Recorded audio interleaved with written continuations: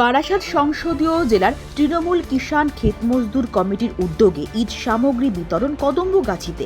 এদিন এই ঈদ সামগ্রী বিতরণে জেলার বিভিন্ন বিধানসভার নেতৃত্বরা উপস্থিত ছিলেন। পাশাপাশি প্রধান অতিথি হিসেবে উপস্থিত ছিলেন পশ্চিমবঙ্গ মাদ্রাসা বোর্ডের deputy secretary doctor Azizar Rahman.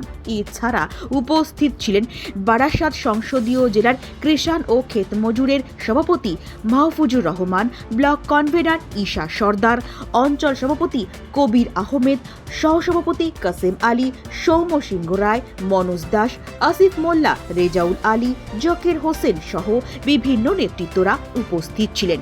জিতবে বাংলার কৃষক এই প্রোগ্রামের পাশাপাশি প্রায় 3 থেকে 400 জনকে শাড়ি ও লুঙ্গি দিয়ে ঈদ উপহার দিলেন। মাহফুজুর রহমান বলেন, সর্বদাই বাংলার কৃষকদের পাশে আছে বাংলার মুখ্যমন্ত্রী মমতা বন্দ্যোপাধ্যায়। তাই আমরা একটি অভিনব প্রকল্প নিয়েছি, জিতবে বাংলার কৃষক। এবং তিনি আরও বলেন, বাংলা বরাবরই সম্প্রীতির বাংলা। যেমন আমরা দুর্গাপুজোতেও বিভিন্ন অনুষ্ঠান করে থাকি, ঠিক তেমনই ঈদেও অনুষ্ঠান করে থাকি। আপনার সন্তানকে মিশনে ভর্তি করতে চান? তাহলে অযথা সময় নষ্ট না করে ইসলামিক আদর্শে আপনার সন্তানের জন্য উপযুক্ত শিক্ষা পরিষেবা পেতে এবং আপনার সন্তানের উজ্জ্বল ভবিষ্যৎ গড়তে ভর্তি করুন জিডি স্টাডি সার্কেলের অন্তর্ভুক্ত চাঁদপুর আলিয়া একাডেমি মিশনে।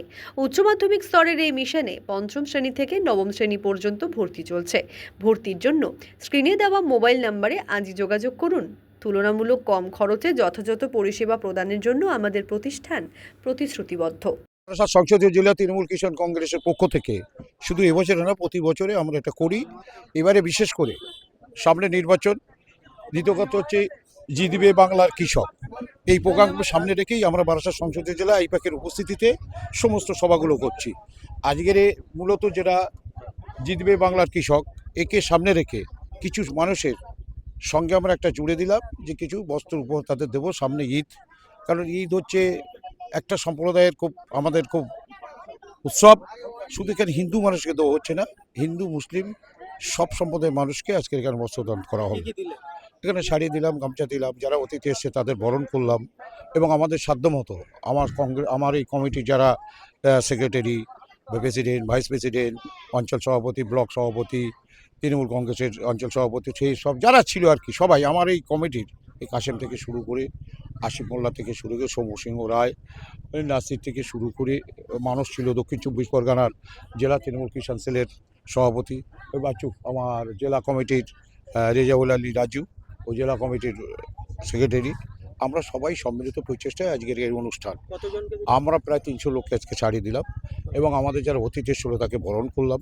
আমাদের মূলত লক্ষ্য ছিল যে মায়েদের আজকে আমরা দিলাম, এরা এমনি বাহ্যিক দিক থেকে এরা গরিব বলে মনে হয়, মনের দিক থেকে এরা গরিব নয়, এরা মনের দিক থেকে অনেক উন্নত, অনেক শক্তিশালী। কারণ এরা পশ্চিমবঙ্গের মানবিক মুখ্যমন্ত্রীর যে চিন্তাধারা সেটাকে এরা খুব ভালোভাবে পছন্দ করে এবং উন্নয়নের যে পরিকল্পনার যে ছাপ প্রত্যেকটা মায়ের কাছে আছে, প্রত্যেকটা ঘরে আছে।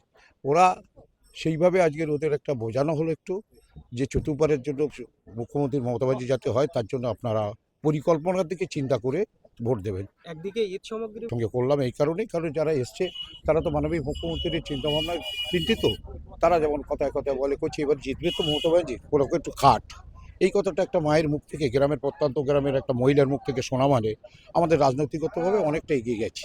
কারণ একটা 60 বছরের বৃদ্ধ, সে যখন মমতা ব্যানার্জির পরিকল্পনার একটা ছাপ তার গায়ে লাগে বা তার পায়, তখন সেই তখন আমাদের কাছে আসে, এসে বলে, কচি তোরা একবার ভালো করে খাটে একটু, এবার তোদের পেছনে একটু কষ্ট হবে হয়তো, কিন্তু তোরা জিতবি, আমরা ভোট দেবো।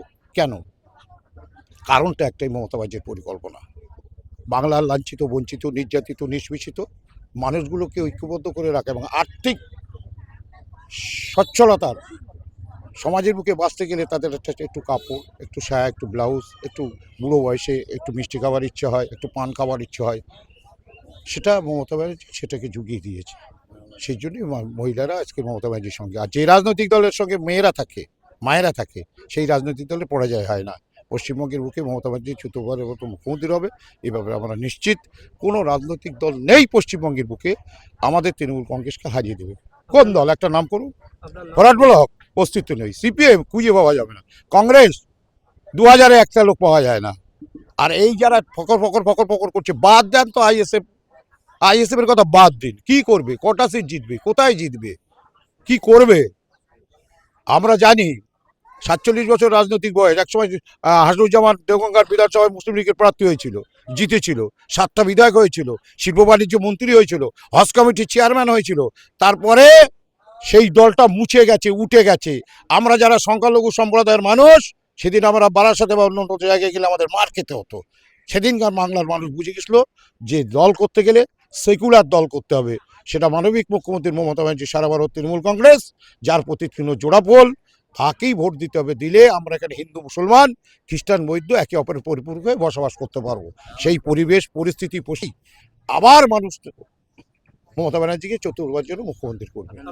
আমার মাহফুজার রহমান, বারাসাত সংসদীয় জেলা কিষাণ তৃণমূল ক্ষেত মজুরের সভাপতি।